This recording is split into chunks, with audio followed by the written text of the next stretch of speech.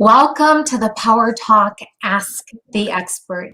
With me, I have Matthew D. Gardner, and I want to welcome you to the show, Matthew, and thank you for accepting. Tell us a little bit about yourself. I know we're going to be talking about consciousness coach, but tell us more about yourself. Sure. Thanks so much, Angelica. It's so great to be here. And really, my journey's been a spiritual journey. I've kind of been that way my whole life and denied it in a lot of ways through my teens and 20s a little bit. But life circumstances just brought me back on my path. Really, my first wake-up call, kind of giving the short version here, I had a life of a lot of conflict. My parents divorced when I was 3, and I just kind of ping-ponged between 2 different homes, not really having an identity in some respects and not knowing myself and having a lot of anger and frustration. And that led me to make some, you might call them poor decisions. They were the right decisions for me at the time, but I obviously wouldn't make those same choices now. And that led me to get involved with the wrong people and look for love in all the wrong places and drink alcohol and smoke cigarettes and that sort of thing. And the height of that came in September 2010, so just over 10 years ago, when I'd been drinking and I got pulled over for speeding, and I was simultaneously in school for criminology. So, I couldn't afford any kind of like record or anything. So when the officer demanded that I get out of the car because he could smell alcohol, I just told him, no, I'm not getting out of the car. And I lit a cigarette while he was seated in my vehicle. And so that became my first wake-up call, a rude wake-up call. He called for backup and then tried to physically remove me from my vehicle, and that escalated into him assaulting me on the side of the freeway. Had a full-on police assault, and took about 1.5 years to really work through that. And that led me to personal development and a greater awareness of spirituality. And it took 1.5 years, 2 years to really turn my life around in that regard. But I did get involved in mastermind groups and with positive-minded people, and began exploring consciousness and exploring spirituality. And that's really how it all began. And obviously, then my story with my fiance's passing as well. Earlier this year in April, that became my second wake-up call. She'd been diagnosed with terminal cancer after breast cancer. And that became a second awakening to realize, wow, there's even more to this reality than I knew, and that there really is a support system here for us. It took me 2 solid months of deep inner work to recover from her passing. But on the other side, it became a platform of inspiration to help others. So I've had very unique experiences. I'm 33 years old, and I feel like I've lived multiple lives in a lot of ways. And now I'm in a really powerful position to help many people, and I've been doing that for some time. Wow. And I really like what you said, that we go through this spiritual path or a spiritual journey where we have to discover ourselves, and we have wake-up calls, and it happens a lot. And you were talking about when you got arrested. I mean, that was the first, wake-up call that you had. Maybe a lot of teenagers out there will identify with you and connect with you. And I think this is a powerful conversation because sometimes, they are drinking, and I don't want to say drinking is bad, because I do it socially, but the decisions that we make, they impact us, because like you said, a police officer assaulted you. But then again, when it goes back, it was a decision, right? Yeah. The decision that was made at the time. So what can we tell our youth out there that I don't think they're consciously living sometimes, and I don't know if it's even easy for them, because they're just like my son, he's very conscious, but yet he tells me, Mom, I'm only 19, but I want him to make decisions. So what would you tell them? Well, if I was going to speak to my younger self, I'd say like the support system that you surround yourself with is paramount. And that could be friends, that's family as well. And that's also like, what are you putting into your brain, as far as like movies and books and things. So I just all around had conflict with my friends, conflict with my family, conflict in all the content that I was consuming. So inevitably, I was going to live a conflicted life. My role model at that point in my life wasn't Tony Robbins; it was Tony Soprano. And so, that led me to have some very, challenging experiences. So I would say, if someone is ready to make a change as a young person, that it's really paramount that they just decide that they're going to take a small step, because you don't have to transform yourself overnight, but start with a book really is one of the easiest ways, but also start with, like, can you have a better social circle? Like, are there people that you never thought about being friends with, but they seem like they're positive minded people, or they give you constructive feedback and they'd help you grow? um, Depending on the age, right? Like, certainly in high school, I could have been more involved in things outside of school. I could have gotten involved in business. There's always business groups, and people happily accept young people into those groups because there's a willingness to learn and they like to mentor people. So, if you're a young person and you're thinking about business, get involved in a business group. And there's lots of easy ways to do that now with Zoom and online networking or whatever. And there's always a welcoming there. So those are some of the small steps. And overall, it's like, just get into a different environment in some way, shape, or form, whether that's a mental environment or a physical environment, and things can start to transform. Yeah, yeah. I think that's really important, the community, like who you hang out with, the support system. And if they don't have the support system, for them to look for it. I mean, there's a lot of YouTube channels and, like you said, books. And I think, I don't know, the younger generations, they might be into the YouTube rather than reading. I don't know, for many, but I think that they should be looking for solutions. How do you find solutions? Like, I know that you said you were going through anger and frustration, Mhm. and it was the problem you were having, but how did you find the solution to find your identity? Like, what was that small step or first step that you took? Well, my life was like really conflicted, but when I had that incident with the police, it did start with listening to audio programs. In my case, predominantly, I'm more of a listener than a reader personally. Reading's great as well, of course. Mhm. And then now with YouTube, I mean, hey, knowing your style of learning is also important in that regard. But yeah, I listened to an audio program at the time. I feel like I should share it. It was called "Your Wish Is Your Command." Mm. And it was all about self-empowerment and reclaiming your power and law of attraction. And it wasn't necessarily all to be taken verbatim, which I did. That was another mistake I made. I was very impressionable, so I'm like, well, this guy has it all figured out, I should just do what he said. So that led to other challenges, but it was at least a movement in the right direction, and started pulling me towards what my ultimate life purpose was in terms of the spiritual assistance that I provide for others. Mhm. Mhm. And then you said that the second wake up call was when your fiance passed away because she had breast cancer. Mhm. Um, I mean, that is something that I experienced myself. I am a cancer survivor. I was diagnosed with two types of cancer. So I could see how difficult it was for you as a couple. And then losing her, I really feel your pain. So my heart is with you. But what would you tell people that have been diagnosed with cancer? I mean, what suggestion or recommendation would you make? Yeah.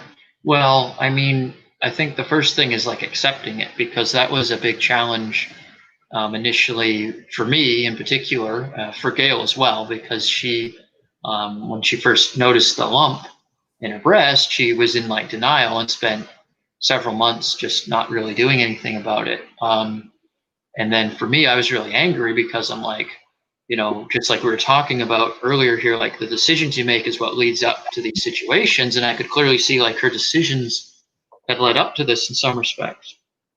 But rather than being accepting of that, I felt like very kind of judgmental and angry, which was really covering up the fear of like, well, what's going to happen? And now we got to deal with this, and she's not dealing with it. So once I just kind of accepted the situation, that she's going to deal with it in the way that's best for her, and all I can do is support that, Mhm. and I was able to be her partner in that rather than causing any friction. And yeah, it became a very powerful bonding experience. And it's not necessarily like the preferred way to go through it, because she ended up getting the chemotherapy and surgery, so that was very challenging. But I was able to provide a lot of support for her, and it brought us together in a deeper way. So, start certainly with acceptance, and then looking, okay, everyone's processing information differently. So if someone has the cancer, then obviously, what support can you get that's going to take you out of the fear mode? That's the biggest thing.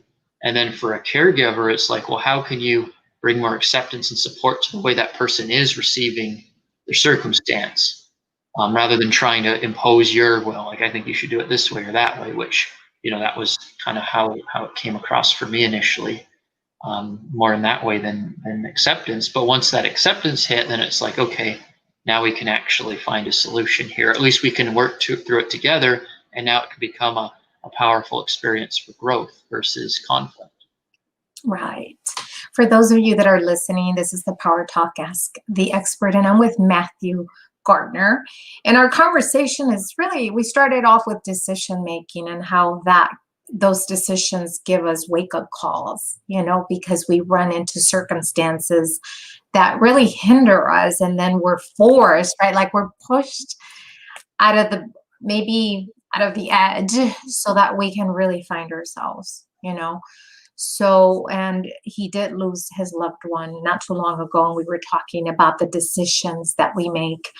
And I know that as a cancer survivor, the acceptance piece, as we were talking about, is really difficult. And I don't think I would have done chemotherapy if my son, my oldest, said, "Mom, if you die, I'm going to be very upset at you." Because I didn't want to do chemo. I just wanted to do alternative care, right?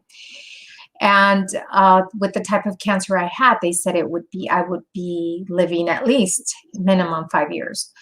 However, I did everything in my power, alternative and Western, and then here I am. But tell me, did these situations lead you to consciousness coaching, or what led you to that? Well, that's the journey that I've been on, and really refining exactly what I do and how I assist others. And really what it is, consciousness coaching, is providing coaching and mentorship for spiritual entrepreneurs, because they obviously have another dimension to their thinking and how they want to live their lives. So after really 6 years in the industry, I started my first coaching apprenticeship in 2014. And then 2 years prior to that is when I first really started investing in personal development. So I've been 8 years kind of in this arena, and just noticing, like, I believe everyone has their piece to the puzzle. It's about discovering what that piece is. And I don't necessarily look at it like we're creating that as much as it's already there. We're just uncovering what our natural gifts are, what our natural assets are. And so that's part of the process that I unveil with my clients. But really what led me to it from this perspective was Gail's passing, because I really started to see how the universe does support us all the time, and how there's no disconnection between when our loved ones pass. Yeah, they're no longer in a body, but their consciousness lives on. And it unlocked a whole level of awareness that this support system is here. Like, we're always being guided, we're always being protected. And sure, things may not go the way we think they should go, but they go in a way that we need them to go in order for us to grow from it and deal with it and manage it and move on from it. And that's ultimately what I provide in my services, is just a way of managing life more effectively and managing business more effectively. And as a result, things are more harmonious, more profitable, and less stress. So how do people join you or find you? I mean, what do you offer for them when they join this type of? So typically, what I'm walking through with my clients is I empower them to live in balance and with greater balance and growth in their areas of relationships, business, and spirituality. So I like to look at those three cores, and relationships meaning like family or personal relationships, and then business obviously being anything related to that. And then also balancing out the spirituality, because a lot of people have beliefs about spirituality or beliefs about the universe, but they're not necessarily weaving into their lives. So that's really important in living what you believe. and then allowing that to express itself in the various areas of life, which ultimately means more love, more kindness, more magnetism, more charisma, and overall more serving people, but not from a place of sacrifice, but from this place of like we have this unlimited intelligence running through us, and now we're able to share it with people more effectively. Okay. And I know you talk about conscious business and networking and mastermind. Tell us more about what you do in that area when you mastermind. Yeah, absolutely. So I have the Conscious Business Networking and Mastermind that we meet every Sunday at 2 p.m. Eastern. And it's just an idea to gain, or an arena, an area where people can gain other people's perspectives on what's happening. So typically we'll bring a problem to the table. What's your problem? And rather than being like a problem's a bad thing, it's like, let's solve it together. It's an opportunity to grow. And so we'll discuss that as well. And it's a place for people to provide resources for one another, to collaborate, to refer business, ultimately to build a strong relationship. Because as that phrase goes, people do business with those that they know, like, and trust. So that's really what I feel now at the phase that I'm in with business, as well as the marketplace, is this relationship building rather than thinking of things as being transactional. It's more about just building that bond and finding where the synchronicity leads us and where our pieces of the puzzle naturally click with one another. And so that's the type of environment that I've been providing. Okay, great. And I know you talked about 3 words: the connect, the create, and the celebrate. I mean, why those 3 words? Well, number one, connection means 2 different things. First and foremost, it's like connection with ourselves, connection with the source power. When we know ourselves at the deepest level possible in any moment, then we can act effectively in the world and then connect with others in the world that are a match, a frequency match. So it starts with that connection point. And then from there, it's about creation and collaboration and working together and making the world a better place. And then through the milestones that we achieve together, we celebrate the successes, big and small. And that's a big component, because I think in life we get caught up in the result. And, a lot of people view life more as like a golf scorecard, where it doesn't so much matter like the journey to the hole. All that matters is my score. And, the human mind and our conditioning is kind of geared that way. But, just celebrating every step along the way. It doesn't have to be a complete result. Just the fact that we're making momentum forward is a really big deal. And that's to be celebrated, because, if there's energy moving, then we can produce different results. And if our thinking changes, then we're going to have a different quality of life than we previously did. Right. And I know that celebration piece and finding grace, like, I mean, I practice it all the time, but I know also that sometimes it's really hard when you're going through something that's very challenging in your life. One of the strategies that I practice is breathing and just trying to be in my body and trying to meditate. Are there any suggestions that you have for people that are in that anxiety, anger, or frustration sensation? What would you recommend that they do? Well, I use a process called gamma breathing that I share with my clients. And we do that occasionally in the networking group as well. It's more reserved for like coaching work. I'd be happy to share it with you right now. It takes about a minute. Sure, let's do it. Mhm. Okay, great. So someone's feeling overwhelmed. We just do this gamma breathing. It's basically designed to compress whatever is bothering you, whatever's stressing you out. And when you compress something, it means your mind no longer has to focus on it, and now it can focus on the things that are most relevant. And the structure of the breathing works in the following way. It's about 3 seconds per breath. And then there's a slight pause at the end of every breath for about a second. And it's just mouth and nose breathing. It's super simple. It can be done with eyes open or closed. And if you're watching, and for you, Angelica, all you have to do is follow along with me. Okay, sure. Okay, so just begin by breathing all the way out of your mouth, emptying your lungs. And breathe mouth in 3 seconds. And mouth out. Nose in. Mouth out. Nose in. Nose out. Mouth in. Nose out.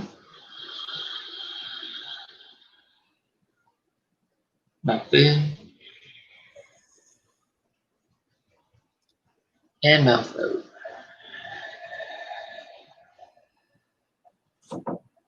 And just relax and breathe normal. Yeah. I can feel it. It Yeah, relax. you can feel it. Yeah, it takes a few seconds to kind of fully kick in and sort of stabilize, but often people feel a little lightheaded or tingly over their body. And what it's starting to do is neutralize any of those negative charges that are going on. And that can be done several times. So if you feel a little better, great. But if you still feel triggered in any way, you can just do it again and again and again. And if somebody wants some guided assistance with that, then they could just connect with me through the networking group, which is, they can connect with me one of two ways. The networking group is facebook.com/group/conscious networking. If you want to type it, and then I'll copy it and give it to them. But right now what we did, this is the PowerTalk Ask the Expert, and I'm with Matthew Gardner. He just taught us the gamma breathing, and it was a really relaxing technique, so that whenever you feel that you are in anger, frustration, anxiety, then go ahead and stop and use this breathing technique. It helped me right now. I mean, I feel relaxed. I was a little anxious because I have a lot going on. And thank you, Matthew, for that. So we're going to copy your, it would be in private, I think, or I don't know if you have the chat. You can type it in. Yeah, I'll just type in the link right here. And that way we can share it. But Matthew is going to be with me and other 38 amazing, phenomenal speakers, December 5th and 6th. We are going to have a global virtual event. So if you or anybody that you know would like to join us in this global virtual event, it's called Discover Your Inner Healer. What are you going to be teaching, Matthew, in that retreat? Well, I'm planning to go more in depth with this gamma breathing and really show the versatility of it, because it can be used kind of simple like we just did, but it can also be used in a whole process to dive into deeper layers of negative programming, things that are holding us back. Often it's our self-image that's holding us back. We don't feel like we're worthy to be successful, or worthy to have a great relationship, or worthy to be healthy. So by removing and neutralizing those negative charges and actually using that negative emotion as fuel to promote the vision that we do prefer to have in our lives, it becomes an internal fuel that allows our character to change and transform, and we begin taking action in a way that's more magnetic for the reality that we prefer. I love it. I love it. So for those of you that will be watching this replay, or you're going to be watching now, we ask that you join us, Discover Your Inner Healer. He's going to be going deeper into this process, because this is not just a retreat where you sit and get and listen to stories. You will actually do activities, and you're going to go deep, dive deep within yourself to find that inner healer and heal any emotional scars that you might have. So what's the name of your topic? Yeah, so it'll be about unlocking the greatest potential in terms of our creative expression. I love that. And later on, if you could put your link here, and then that way people can join us, because Matthew is one out of the 39 amazing speakers, including myself in the 39. So you don't want to miss this. This is a one-time event that has not happened in a long time, especially in the virtual world.